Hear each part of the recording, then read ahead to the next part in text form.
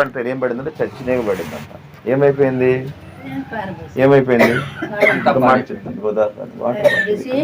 Water bottle పడుకొని water bottle సరే ఇది వాటర్ బాటిల్ మా చెప్తున్నా. ఇది బొక్కవని తైలం అనుకున్నాం. ఇదేంటండి బొక్కవని తైలం అనుకున్నాం. ఇది ఎలా ఉంది ఇప్పుడు? వాటర్ ఎలా ఉంది? చాలా చక్కగా ఉన్నాయి కదా, చక్కగా తెల్లగా ఉన్నాయి, రుచిగా ఉన్నాయి, మంచి వాటర్ ఇది కదా. సరే అనుకున్నా, ఇందులో నేను 2 చుక్కలు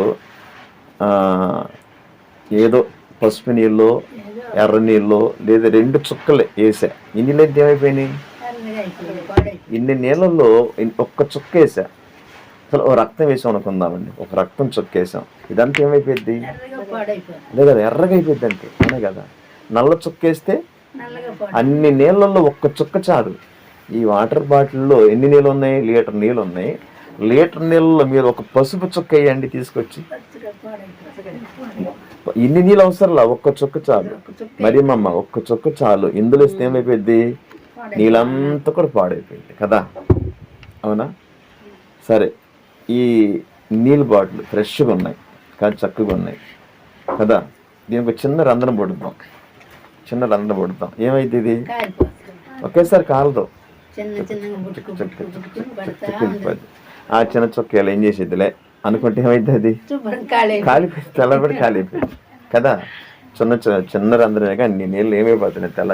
ఒక చిన్న రంధ్రం పిల్లిసి పెట్టి పొడిచాం అనుకోండి ఇక్కడ కదా, పిల్లి పొడిచాం. ఏమైతుంది? ఒక్కొక్క డ్రాప్ రాత్రి అంతా మన కొంటాం. అది చిన్నదే కదా, ఏమైంది అనుకుంటే కుదరదు. ఒక చిన్న రంధ్రమైన చిన్న పెద్దమైన సరే ఏం చేస్తుందంటే ఖాళీ చేస్తుంది. ఏం చేస్తుంది? ఖాళీ చేస్తుంది. చిన్న చుక్కే కాదు వేసామంతే, ఏమి రక్తం నీరంతా ఏమైపోయింది? నీళ్ళు మారిపోయింది అంతే. ఇందులో ఒక చిన్న మట్టి చుక్క నీళ్ళు వేస్తే నీళ్ళంతా ఏమైపోయినాయి? పాడైపోయి తాగలమా? తాగలేం. అందుకంటాడు యేసయ్య వారు, హృదయం అనే గృహంలో, హృదయం అనే బావిలో, హృదయం అనే కుండలో ఇప్పుడు ఏముందంటే పరిశుద్ధమైన వాక్యం ఉంది. ఈ పరిశుద్ధమైన వాక్యములో ఒక చిన్న చుక్క చాలు, ఒక చిన్న డ్రాప్, ఒక చిన్న చుక్కేస్తే ఏమైంది? అదంతా కంపైపోయింది. తర్వాత ఈ హృదయానికి చిన్న రంధ్రం పడకూడదు. చిన్న రంధ్రమే కదా, ఏం చేసిందంటే ఏమైపోయింది? మొత్తం ఖాళీ అయిపోయింది, మొత్తం ఖాళీ అయిపోయింది. అందుకంటాడు యేసయ్య అంటాడు, అపోస్తలుల బోధ యందును సహవాసమందును రొట్టె యందును ప్రార్థించుట యందును మీరు ఎడబాటు కావద్దు అంటాం. ఎడబాటు అయ్యారంటే ఏమైపోతామంటే మనం మొత్తం ఖాళీ అయిపోయింది. కుండంతా ఖాళీ అయిపోయింది. ముందు కుండంతా ఖాళీ అయిపోయింది అనుకోండి, ఇంకేముంటుంది? ఒట్టుకుండే. ఇప్పుడు నీళ్ళని కనుక ఇదేమవ్వదు, వనకుద్దు బెనకుదు. నీళ్ళు ఇక్కడ పెట్టేసరికి ఉఫ్ అంటే అసలు ఏమైపోయింది? ఎగిరిపోయింది. ఎందుకని? అది నీళ్ళు లేవు, ఖాళీ అయిపోయింది. మన హృదయం అనే కుండలో, హృదయం అనే బావిలో, హృదయం అనే ట్యాంకులో ఏముండాలంటే జీవజల ఓట సమృద్ధిగా ఉండాలి. స్తోత్రం కలుగును గాక. అది ఉన్నంత వరకు ఎలా ఉంటామంటే దేని లెక్క చేయమను, హ్యాపీగా ఉంటాం, సంతోషంగా ఉంటాం, ఆనందంగా ఉంటాం, ధైర్యంగా ఉంటాం. ఎందుకంటే బాధలు అంటే పాట పాడుగా, ఎన్ని బాధలున్నను ఇబ్బందులెదురైనాను, ఎంత కష్టమొచ్చినా నిష్ఠూరమైనాను. చూసారంటే ఎన్ని బాధలు ఉన్నాను, ఇబ్బందులు ఎదురైనాను, ఎంత కష్టం వచ్చినా తర్వాత నిష్ఠూరమైనాను. నిష్ఠూరం అంటే ఏంటి? నిష్ఠూరం అంటే ఏంటి చెప్పండి? నిష్ఠూరం అంటే మళ్ళీ ఎవరు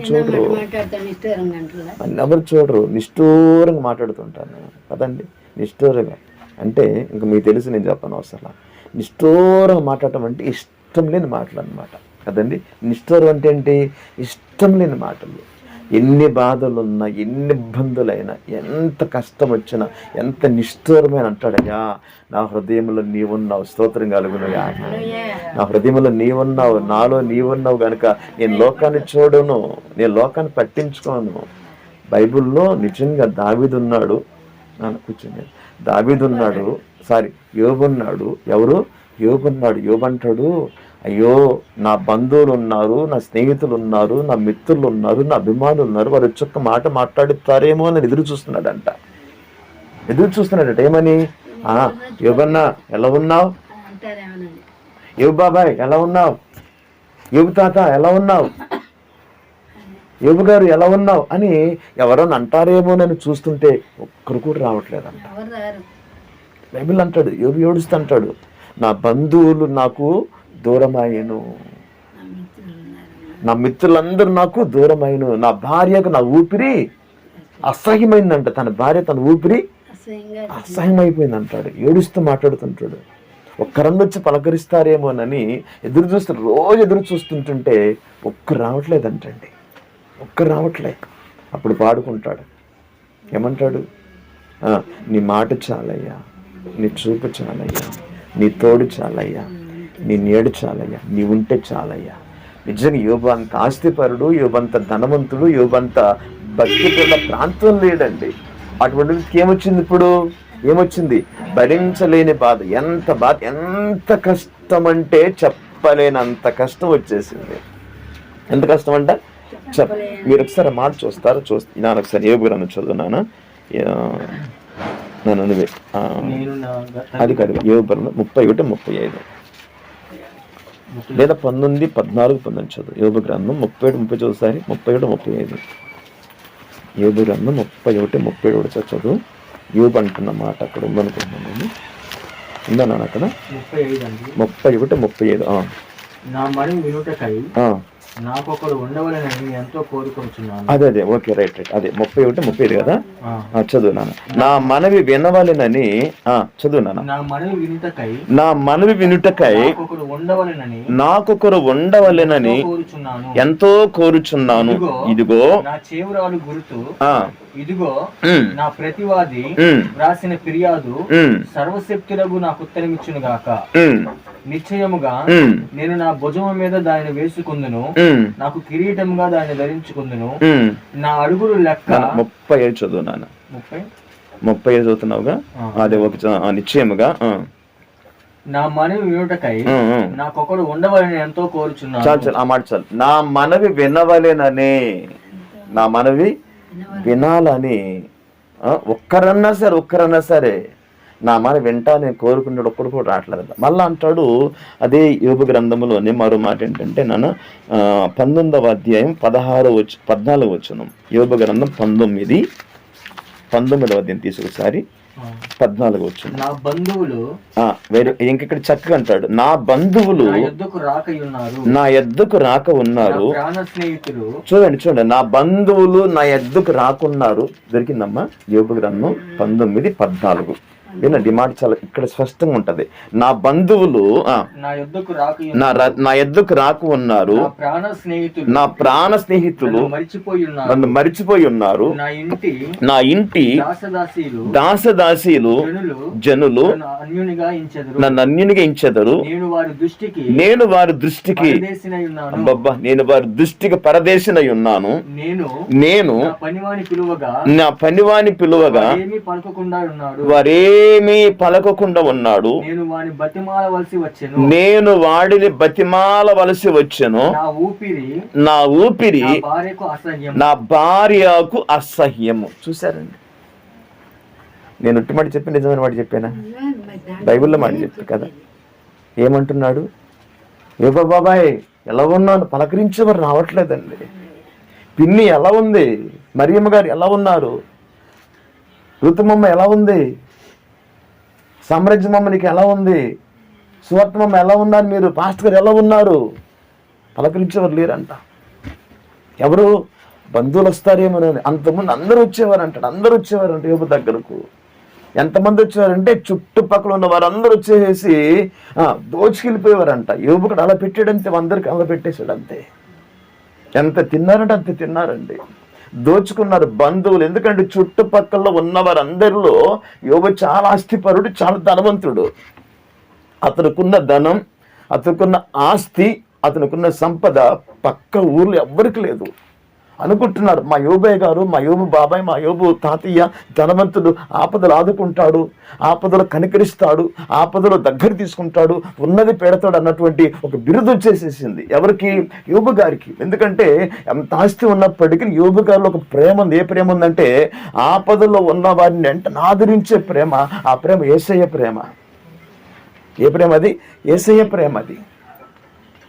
అందరూ వచ్చారు, దోచుకుంటున్నారు, తింటున్నారు, ఇతను పంపించేస్తున్నాడు. ఇలా ఉంటుండగా యోబయ్య గారికి భయంకరమైన శ్రమ వచ్చేసేసింది. ఈ స్థితిని చూసుకోలేక సైతాన్ చేసింది దుకాణక దినం ముందు యోబు గారిని ఏం చేసింది? ఇప్పుడు ఏం చేసింది? శోధించడానికి వెళ్ళింది అంతే. ఎక్కడికి వెళ్ళిపోయింది? దేవుని దగ్గరికి వెళ్ళిపోయింది. ఏమంటుంది? ఎందుకు వచ్చావు? ఎక్కడి నుండి వచ్చావంటే, నేను భూమి మీద అటు ఇటు తిరుగుతున్నాను, ఒక భక్తుడు కనిపించాడు, అతను నేను పాడు చేయాలనుకుంటున్నాను, అతను నిన్ను దూషించేలాగా నేను చేయాలనుకుంటున్నాను, అతడు ఊరకని దీవించబడలేదు, నువ్వు అతను దీవించావు, నా వల్ల కావడం లేదు, నేను ఎన్నో రకాల ప్రయత్నం చేస్తుంటుంటే అతను నాకు లొంగడం లేదు, నాకు చోటు ఇవ్వడం లేదు. చూసారంటే నాకు చోటు ఇవ్వడం లేదు. ఎందుకంటే చుట్టూ నువ్వు అగ్ని కంచి ఉంచేసావు. ఏముంచావు? అగ్ని కంచి ఉంచావు. నీ కాపుదల భద్రత ఉంది, అందుకే నేను వెళ్ళలేకపోతున్నాను, ఒక్క ఛాన్స్ నాకు ఇవ్వు అని అడుగుతుందంటే, ఒక్క ఛాన్స్ నాకు ఇవ్వు, నేను దూషించేలా చేస్తాను, నీ పేరు ఎత్తకుండా చేస్తా అని అడిగితే నా దేవుడు అంటాడు, చక్కని మాట్లాడు, సైతానా యెహోవా నీవు నా సేవకుడైన యోబు సంగతి ఆలోచించి. చూసారండి? ఓ సైతానా, నువ్వు అనుకుంటున్నావేమో నా యోబు సంగతి నువ్వు ఆలోచించావా? చదువునా. అతడు యథార్థవంతుడు, న్యాయవంతుడును, దేవుని యందు భయభక్తులు కలిగి చెడుతనము విసర్జించువాడు, భూమి మీద అతని వంటి వాడు ఎవ్వడును లేడు. గట్టిగా చెప్పకూడదాం. హల్లెలూయా. ఏమంటున్నాడు? ఓ సైతానా, యోబు సంగతి నీకు తెలుసా? అసలు అతను అందరిలాంటి వాడు కాడు, యథార్థవంతుడు, న్యాయవంతుడు, భయంతో ఉండేవాడు, భక్తితో ఉండేవాడు. నీ వల్ల కాదన్నాడు అంతే. నీ వల్ల కాదు, పో. వీడంటాడు, ఒక్క ఛాన్స్ నాకు ఇవ్వు, ఒక్క ఛాన్స్ నాకు ఇచ్చావంటే నీ పేరెత్తాడు, అసలు నిన్ను దూషిస్తాడు, నీ నామాన్ని నిర్లక్ష్యం చేస్తారంటే దేవుడు సరే ఏం చేశాడు? యోబు ఎలాంటి వాడో దేవుడు తెలుసు కనుక ఒక చిన్న అవకాశం ఇచ్చాడు అంతే. స్తోత్రం కలుగును గాక. పరలోకం ఒక గంతేసి భూమికి వచ్చాడండి సైతానుడు. ఒక గంతేసేసి రెక్కలాడుచుకుంటూ కాలు గురుకుంటూ వచ్చేసి ఏం చేశాడు? స్టార్ట్ చేశాడు. ఏంటిది అది? ఏంటి? శ్రమ స్టార్ట్ చేశాడు అంతే. ప్రారంభ శ్రమ ఏంటి? ఆస్తి అంతా పోయింది. ఆస్తి అంతా అయ్యా వచ్చేసాడు. అయ్యా మన ఆస్తి మొత్తం కాలిపోయింది, ధాన్యం కాలిపోయింది, గోధుమలు కాలిపోయినాయి, గురుగులు కాలిపోయినాయి అంటే, అవునా? యెహోవా ఇచ్చాను, యెహోవా తీసుకొని పోయాను, యెహోవాకు మహిమ కలుగును గాక. సైతాన్ని మాట విని గుడి హార్ట్ అటాక్ వచ్చి వాడు పక్కన చూస్తున్నాడు సైతానుడు.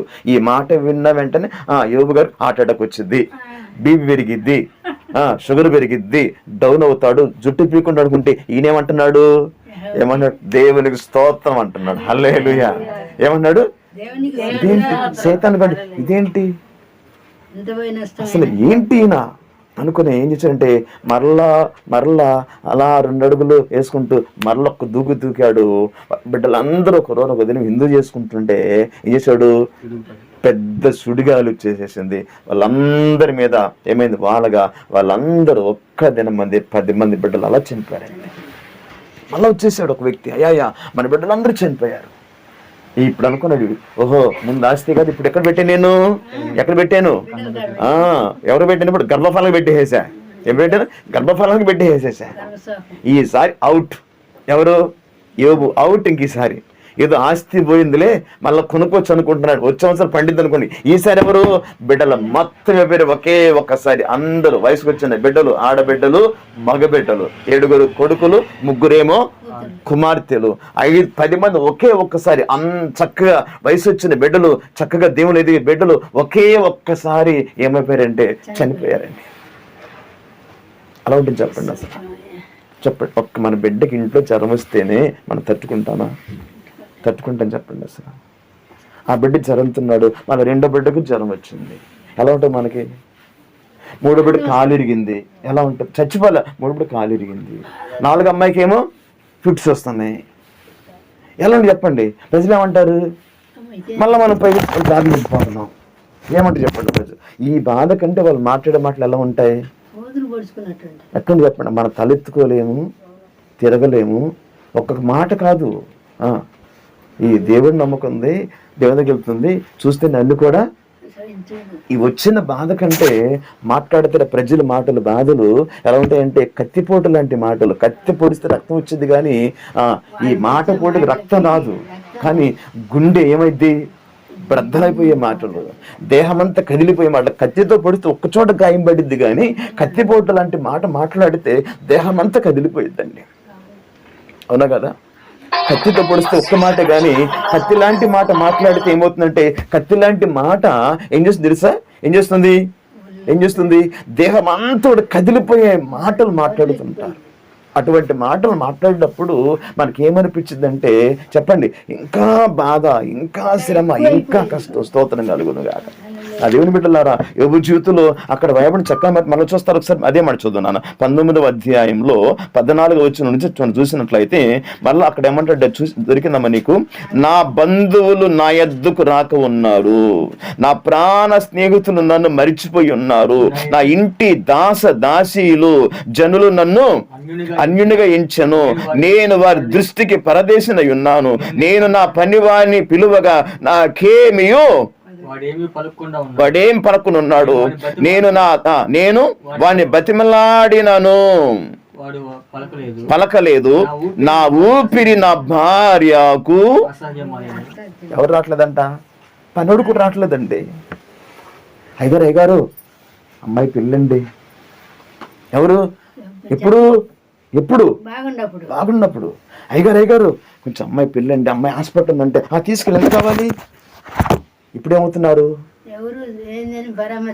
బంధువులు రావడం లేదు, స్నేహితులు రావడం లేదు, పనివాడు అరే కొంచెం రారా, కొంచెం బాధగా ఉందంటే వాడు రావట్లేదంటండి. నిజంగా ఎంత క్షోభ ఒకసారి చూడండి. అసలు భార్య అంట ఇంకేటి చచ్చే ఉన్నాడా నాన్న ఇటు పెట్టిందంట. ఏమవుతుంది? ప్రాణం వస్తున్నాం. వీడు ఇంకా చచ్చే ఉన్నాడు వీడు అని ఏమైందంట, ఛీ ఎప్పుడు చేస్తావని. వీడు ప్రాణం అంట, వీడి ప్రాణం ఇంకా ఏమవుతుందంట, అసహ్యం అయిపోయింది. ఎప్పుడు చేస్తాను చూస్తుంది అంతే.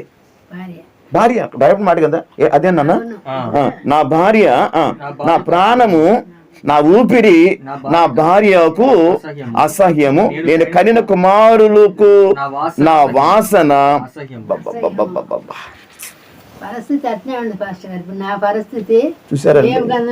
చూసారండి ఎవరికంట? అసలు చూడండి ఎంత కఠోరమైనటువంటి పరిస్థితి యోబు గారి. అంటే ఈ గజ్జి ఎలాంటిదంటే, గజ్జికి ఎటువంటి వాసన వచ్చింది? నీశ్వాసన వచ్చింది కదా, నీశ్వాసన. ఇంత భయంకరం పరిస్థితి అనుభవిస్తున్నాడు యోబు గారు. ఒక్కటే ఎవరు చోటిచ్చాడంటే యేసు చోటిచ్చాడు. స్తోత్రం కలిగిన గాని సాతాను చోటినే ఇచ్చాడా? ఇవ్వలే అసలు. బిడ్డలు చనిపోయి ఆస్తి పోయింది, ఏమన్నాడు? యెహోవా ఇచ్చాను, యెహోవా తీసుకుపోయాను.